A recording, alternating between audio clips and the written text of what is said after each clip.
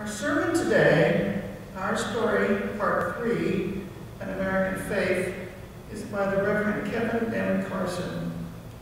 It's the third of 3 Unitarian Universalist history lessons, and it was given at the First Universalist Parish in Chester, Vermont, in November of 2018. To appreciate our inclusive and diverse religious tradition, I believe it is important to understand our history. Over 3 Sundays, we will explore the fascinating story of our Unitarian Universalist faith. Part 3 traces the development of the Unitarian and Universalist sides of our family tree in America, and how we eventually became the Unitarian Universalist faith that we see today.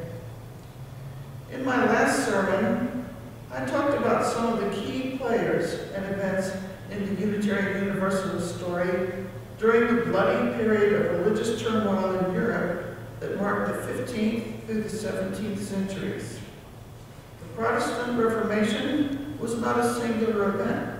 Rather, it was a diverse and prolonged period of upheaval and religious innovation, with many people being executed for simply having beliefs that were outside the often shifting mainstream.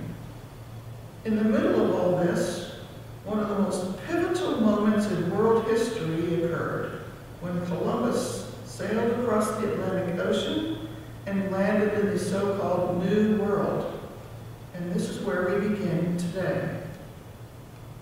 We can argue about whether Columbus truly discovered America, but what is undeniable is that his arrival began a period of unprecedented European colonization of North and South America, and an equally unprecedented period of devastation for the indigenous people who lived here.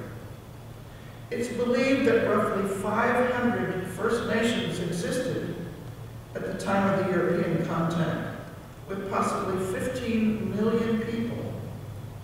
Like all people, they had religious practices and spiritual beliefs. But since their spirituality was more nature-oriented and intertwined with the routines of their daily existence, few Europeans recognized anything they could identify as religion based on their own experience. The prevailing attitude was that Native Americans were simply a bunch of godless heathens who needed to be converted. As colonists began to arrive, the dominant religion in each colony reflected their country of origin. Catholicism came along with the Spanish, the French, and the Portuguese, and reformed Protestantism with the Dutch. The English were split mostly between Anglicanism in places like Virginia and Puritanism in New England. Some colonies had a strong religious identity and sense of purpose, while others were primarily focused on commerce. Within a couple of centuries after Columbus, America was already becoming a religiously diverse place, at least with respect to varieties of Christianity. And many dissidents from the old world, like Quakers and Anabaptists, sought refuge in America, hoping to find a more tolerant atmosphere, or at least enough room to escape into the wilderness and be left alone. The Unitarian story in America really begins with the Puritan churches in New England. The Puritans who settled in New England were either separated Puritans, like those who founded the Plymouth colony, or the non-separated Puritans in the Massachusetts Bay settlers. Separating Puritans believed that there was no hope for reforming the Church of England, while non-separated Puritans still held out hope that the Church of England could be purged of its corruption and a pure, original Christianity restored. Neither group had any use for other religious sects of any stripe. Now, if you thought the Puritans would be more tolerant after years of persecution in Europe, you would be wrong. Setting aside the craziness of the witch trials, just consider the hanging of Mary Dyer on the Boston Common in 1660. She was banned from the colony for being a Quaker, and when she kept coming back, they hanged her. She was one of 4 Quakers hanged in Boston. Or consider the case of Roger Williams. Once admired as a brilliant young Puritan minister, he was about to be clapped in irons and sent back to England for probable execution for his crime of spreading new and dangerous ideas that included liberty of conscience about religion. He escaped to live among the Narragansett Indian Friends and found the colony of Rhode Island.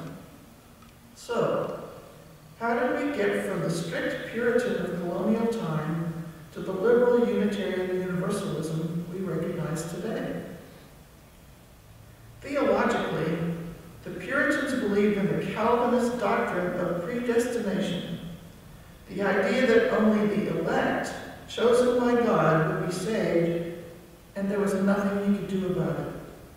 So, Puritans obsessed over whether or not they were truly among the chosen.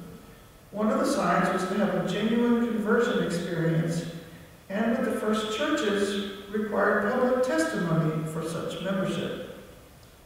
We have long abandoned that theology, but one thing we retained from the Puritan churches was their congregational polity. Polity refers to how churches are governed, and unlike churches with an episcopal polity, which means governance by bishops, or a Presbyterian polity, meaning governance by elders, the Puritan churches were considered independent congregations and were free to call whom they pleased to serve as ministers. This is still the case with our UU congregations today. The other aspect of congregational polity, which is still with us, is an abject fear and loathing of anything that resembles ecclesiastical authority. The Puritan churches were wary of churches or even local ministers forming any kind of association and partnerships, lest they fall prey to the temptation of becoming hierarchical. Fortunately, in 1648, they managed to come together just enough to create the Cambridge Platform, a document which served as an early constitution, outlining the polity of churches and civil government of New England, and establishing a mutual support network for the Congregationalist churches. Going forward, I will use the term Congregationalist to describe the churches that would become ancestors of congregations that are now either Unitarian Universalists or United Church of Christ, and a rare few that are both. Over the next 100 years, 2 major influences helped shape the trajectory of the Congregationalist churches of New England. One was the Enlightenment, which produced the scientific method and new philosophical thinking. The other was a period of spiritual revival and evangelistic zeal in the 1730s and 40s, known as the Great Awakening, when the individual emotional experience of religion, sometimes called enthusiasm, was seen as more important than doctrine. In 1741, Jonathan Edwards preached his famous sermon, "Sinners in the Hands of an Angry God." His sermon reinforced Calvinist doctrine about the sinful nature of humanity and salvation through grace alone, but he did so with imagery and language that touched on deep emotions. By the early 1800s, a number of Congregationalist ministers were beginning to preach Unitarian ideas, and a split between them and the Trinitarian orthodoxy was becoming inevitable, especially among the faculty and students of the Harvard Divinity School. There was also an influx of European Unitarian ideas from publications and from people like Joseph Priestley, who emigrated to Philadelphia in 1794. Already a familiar figure to the likes of Benjamin Franklin and Thomas Jefferson, who shared common interests in science and theology, seriously helped further the spread of both Unitarian and Universalist ideas in America. By the 1820s, Unitarian and Trinitarian congregations across New England were beginning to split apart, with one group often starting a new church just down the street or across the town green. In 1825, Unitarian-leaning ministers formed the American Unitarian Association, which was originally strictly a ministers' association, but later evolved into the Unitarian denomination. But before I continue with the Unitarians, let's back up and catch up with the Universalist side of our story. Universalist ideas developed in small pockets among a number of colonial religious sects, including some Baptist communities in Pennsylvania. But it got a tremendous boost when John Murray arrived in America in 1770, settling in Gloucester, Massachusetts, and founding the first Universalist church in America in 1774. For this, and for his work organizing the denomination into the Universalist Church of America, which held its first General Assembly in 1793, he is rightfully called the father of Universalism in America. With its hopeful message of God's inexhaustible love and universal salvation, the Universalist Church of America attracted many converts away from the prevailing dismal Calvinism in the colonies. And after the Revolution, it would experience a prodigious period of growth and church planting, especially in rural America. Universalist ministers spread out on horseback from the deep South to the backwoods of New England. And by the onset of the Civil War, there were perhaps as many as 600,000 Universalists in America. The Unitarians were mainly focused on larger towns and the growing urban population in cities. Though merger was still over a century away, even in the first decades of the 1800s, most Universalist ministers were also Unitarian in their theology. Many Unitarian clergy, though, saw Universalism as less intellectually vigorous and irrational, and were frankly very classist in their opinions. The famous Unitarian minister, William Ellery Channing, whose famous 1819 sermon, Unitarian Christianity, helped give identity to the Unitarian movement. But he once described the growth of Universalism as the most threatening moral evil in our part of the country. Perhaps it was just jealousy at their success.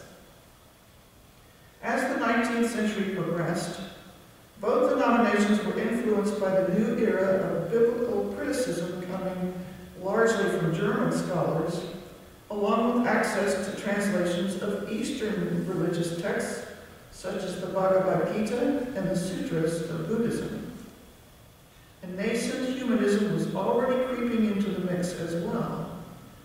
All of these would combine with the transcendentalist movement that emerged from Concord and Boston intellectuals such as Emerson, Thoreau, and Margaret Fuller, and things would never be the same. The corpse-cold Unitarianism that Emerson derided would become more open to nature and the direct experience of the sacred, and less focused on establishing some ultra-rational form of Christianity.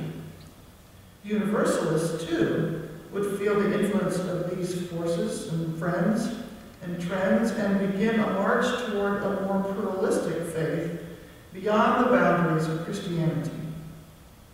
In 1852, feeling that too much authority was coming out of Boston, Unitarians in the Midwestern states formed the Western Unitarian Conference, and Chicago became an intellectual hub for very progressive theology for more than a century.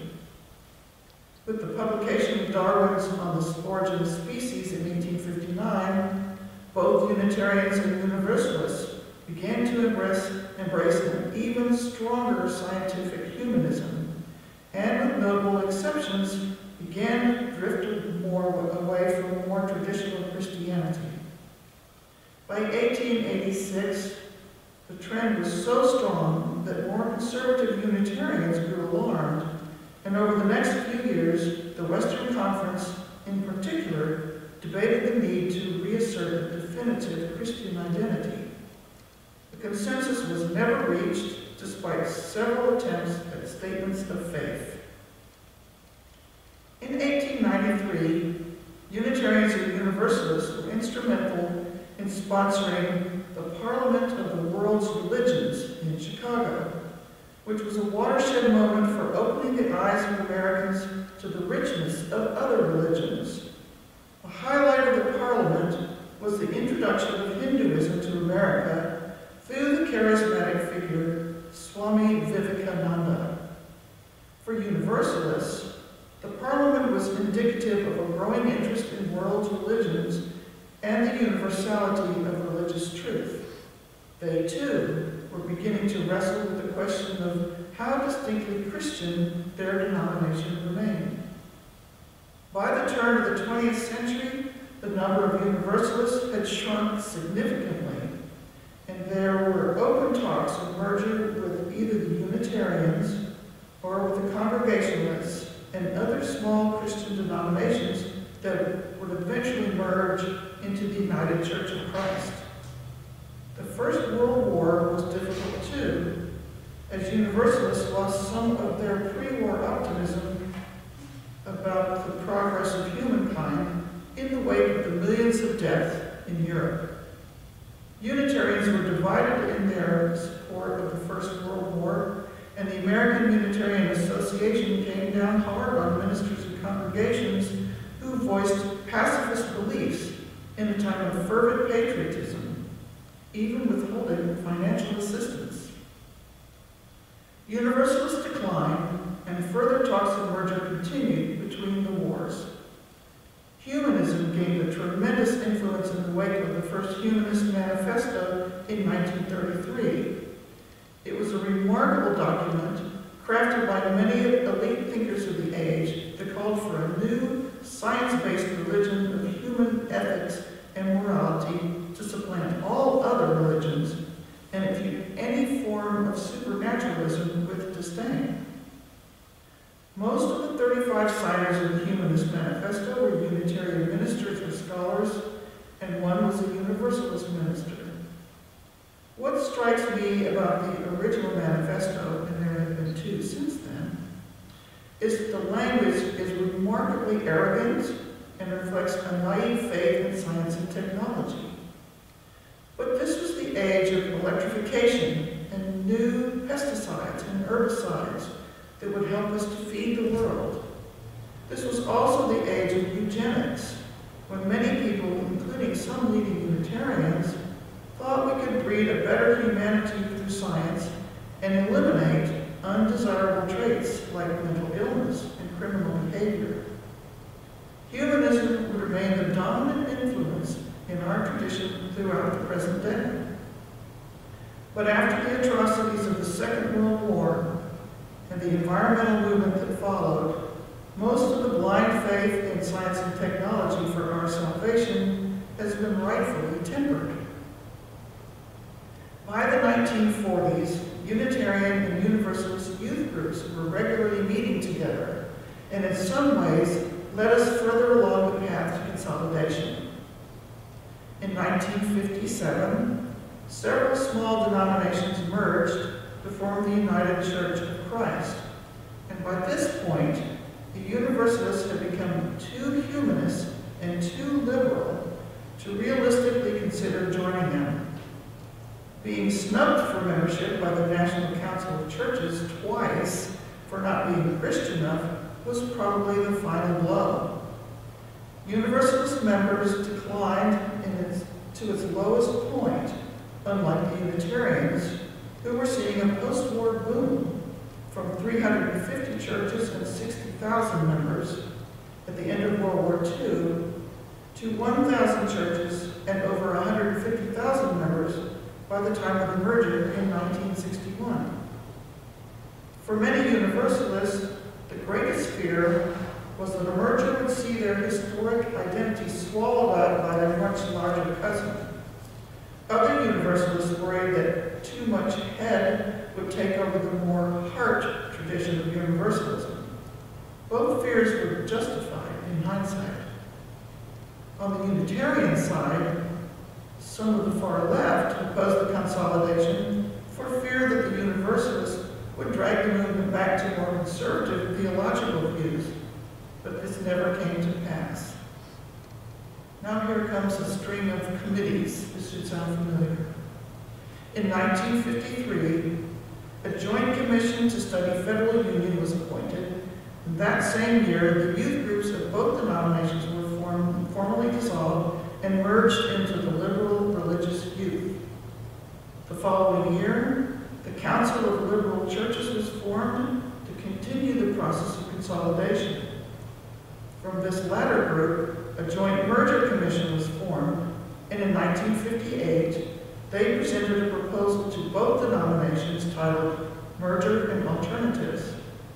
In this document, two basic alternatives were put on the table for consideration: either complete merger of the two denominations or an expanded council of liberal churches. Approximately 3/4 of the congregations voted for the merger, so a more detailed plan for consideration was developed in time for the 1959 annual General Assemblies of both denominations. The plan retained the congregational polity and autonomy common to both traditions, as well as the non-creedal basis for membership. In final negotiations that grew intense at times, the name Unitarian Universalist Association was affirmed. A last-minute contentious debate over the language of the merger document was resolved by changing our Judeo-Christian heritage to the Judeo-Christian heritage. The plan proceeded forward, and on May 23, 1960, in Boston, delegates from the two denominations met in separate, simultaneous General Assemblies and approved the merger. The Unitarian Universalist Association would officially come into being in May 1961 at the next General Assembly. So, here we are. When I decided to tell our story over the course of 3 sermons, I knew it would be a challenge. There is so much history that it's hard to pick and choose topics into a narrative that does our faith justice. But I tried to highlight some of the key moments in the larger story, and I hope that it whet your appetite to learn even more. There are so many individual stories of triumph and tragedy and fascinating lives. I hope you appreciate how complex our story is, from ancient roots and centuries of theological speculation in Europe, to American innovations and openness to new ideas and sources of spiritual inspiration. Too often, we think of our faith, like the old joke says, as believing in the fatherhood of God, the brotherhood of man, and the neighborhood of Boston. Or as I like to say, Unitarian Universalism was not handed down on stone tablets to Thoreau at the summit of Mount Katahdin, nor did it spring fully formed from the side of Emerson's head like some Greek goddess. This is a faith rooted in reason as well as direct experience of the sacred, and it took a lot of blood, sweat, and tears to become the diverse liberal tradition we are today. I want us to boldly claim the whole story of our faith. We represent what the theologian Wilfred Cantwell Smith called a cumulative tradition. There are many streams that flowed into the river of our story, and I've only touched on a handful. Every few years, someone writes a book pronouncing the death of organized religion, and, well, something comes along and reinvigorates it. It's well known that organized religion is in decline overall, with the demographic group, spiritual but not religious, seeing the largest growth in recent years. We have essentially seen flat growth as a denomination, with some parts of our country seeing some modest growth. but I remain hopeful that our diversity and inclusiveness will align well with the attitudes of modern spiritual seekers. What I am more certain about goes back to the very beginning of my first sermon. The impulse to spirituality and religion is fundamental to being human. As long as we are able to experience awe and wonder in the world and enjoy the support of being in a community of fellow travelers in the mysterious journey of existence, our story will continue. I'd like to add my own comments. Our thanks to Reverend Carson for all this research in history. I hope you've enjoyed these history sermons. And did you gain a better understanding about our faith? I do have a few thoughts of my own. For years, I have told people that we UUs don't have dogma or a creed or revealed word, so we don't have any religious holidays. We borrow from many other religions, Christmas, Easter, Hanukkah, for example. But you know what? We do have history. Why don't we develop a UU liturgical calendar? We should be celebrating and remembering Arius and the Council of Nicaea. We should have a memorial service for Michael Servetus. We need to celebrate the Edict of Torda and the establishment of the UUA. And we should be reminding ourselves of our UU heroes, for lack of a better word, people like John Sigismund, Francis David, John Adams, Thoreau, Emerson, and Olympia Brown, just to name a few. I'm going to campaign for some of these tributes to be included in our services for 2023. Maybe we can all become Unitarian Universalist historians. Thank you.